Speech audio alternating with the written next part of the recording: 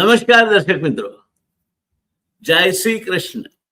ઓમ નમો ભગવતે વાસુદેવાય નમઃ. જય સોમનાથ, જય અંબે, જય જય ગરવી ગુજરાત, ભારત માતા કી જય. આ નારાઓ આપણે અનેક વખત લગાવ્યા છે, પણ દોસ્તો હમણાં એક સર્વે આવ્યો છે. એ સર્વે એવું કે છે કે ગુજરાતની મુખ્ય વિરોધ પાર્ટી કોંગ્રેસ એ લોકપ્રિયતાની દ્રષ્ટિએ આમ આદમી પાર્ટીથી પણ પાછળ ધકેલાઈને ત્રીજા નંબરે પહોંચી ગઈ છે. હવે મુખ્ય વિરોધ પક્ષ પણ કદાચ હશે કે નહીં હોય, તે કોંગ્રેસની પોતાની જીજીવિષા કેટલી છે, કોંગ્રેસની પોતાને ઠોકર વાગી છે, તે ભૂલ સુધારવાની તૈયારી કેટલી છે, કોંગ્રેસનું પોતાનું આત્મમંથન કેટલું પ્રમાણિક છે, તેના પર આધારિત રહેશે. દોસ્તો, કોંગ્રેસ ગુજરાતમાં ક્યાં સુધી પહોંચી ગઈ છે? હમણાં સ્થાનિક સ્વરાજ્યની ચૂંટણીઓ થઈ, જેમાં કોંગ્રેસે કરારી હારનો સામનો કરવો પડ્યો છે. આમ આદમી પાર્ટી આગળ વધવાથી કોંગ્રેસનું અસ્તિત્વ જોખમમાં મુકાયું છે. 2027માં કોંગ્રેસ બચશે, પૂરેપૂરી ખતમ થઈ જશે, કે પછી હાંસિયામાં ધકેલાઈ જશે? લોકશાહીના હિતમાં આપણે એવું ન ઈચ્છીએ, કારણ કે લોકશાહીના હિતમાં પ્રબળ, પ્રખર અને તાકતવર વિપક્ષ જરૂરી છે. દોસ્તો, કોંગ્રેસનો વોટ શેર સતત ઘટી રહ્યો છે. એક સમયે ભારતીય જનતા પાર્ટીએ સૂત્ર આપ્યું હતું, કોંગ્રેસ મુક્ત ભારત. એ તો બહુ દૂરની શક્યતા લાગે છે, પણ કોંગ્રેસ યુક્ત ભારતીય જનતા પાર્ટી ચોક્કસ બની રહી છે. ગુજરાતમાં જ આપણે નજર નાખીએ તો શ્રીમાન સીજે ચાવડા, શ્રીમાન અર્જુનભાઈ મોઢવાડિયા, શ્રીમાન કુંવરજી બાવળિયા, હમણાં જ મંત્રી મટી ગયેલા શ્રીમાન બળવંતસિંહ રાજપૂત, વિઠ્ઠલભાઈ રાદડિયા, એક પ્રખર લોકસેવક, એના ચિરંજીવી શ્રીમાન જયેશ રાદડિયા કોંગ્રેસમાંથી ભારતીય જનતા પાર્ટીમાં આવીને સત્તાની ખુરશી પર ચડી બેઠેલાઓના નામની યાદી કદાચ ભારતીય જનતા પાર્ટીના મૂળ કાર્યકરો જે હોદ્દા પામ્યા છે તેના કરતા ઘણી લાંબી છે.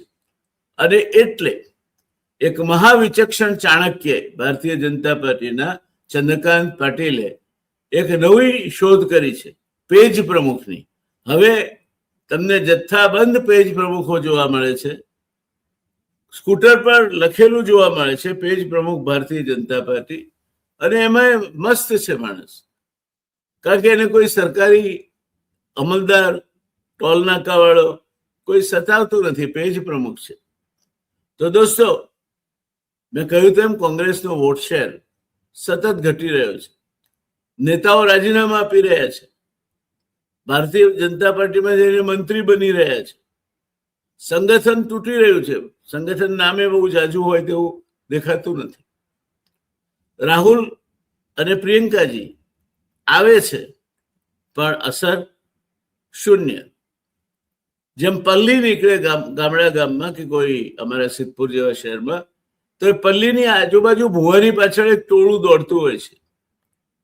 આજના કોંગ્રેસના આગેવાનો એ ભુવાની પાછળ, પલ્લી લઈને દોડતા ભુવાની પાછળ દોડતા એક ટોળા જેવા છે, જ્યાં સુધી ગુજરાતને લાગે વળગે છે ત્યાં સુધી. એમણે જાણે નિરાશા સ્વીકારી લીધી છે. એમાંના કેટલાકના નામ તો ભારતીય જનતા પાર્ટીના પેરોલ પર બોલાય છે, પણ એમને શરમ નથી. ત્યારે રાહુલજી એકલા, પ્રિયંકાજી એકલા શું કોંગ્રેસને જીતાડી દેશે? શું કોંગ્રેસ આમ આદમી પાર્ટીને ત્રીજા નંબરે રાખી શકશે?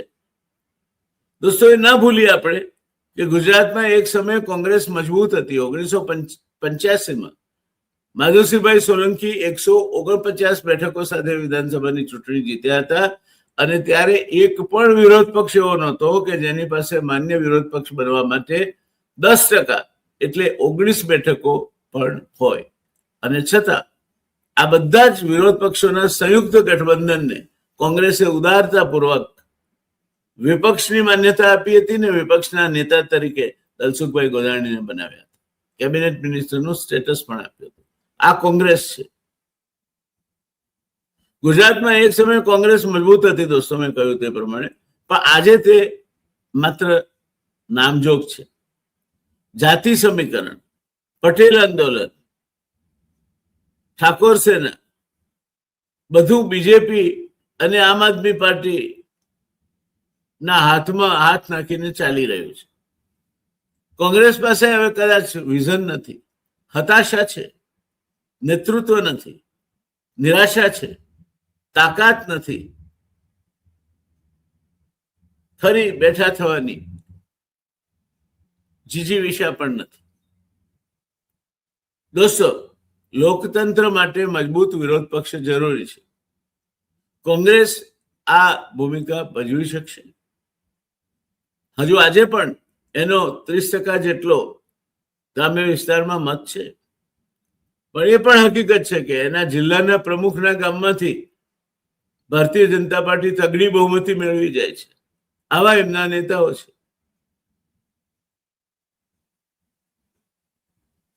લોકતંત્ર માટે મજબૂત વિરોધ પક્ષ જરૂરી છે. કોંગ્રેસ આ ભૂમિકા ભજવી શકશે ખરી,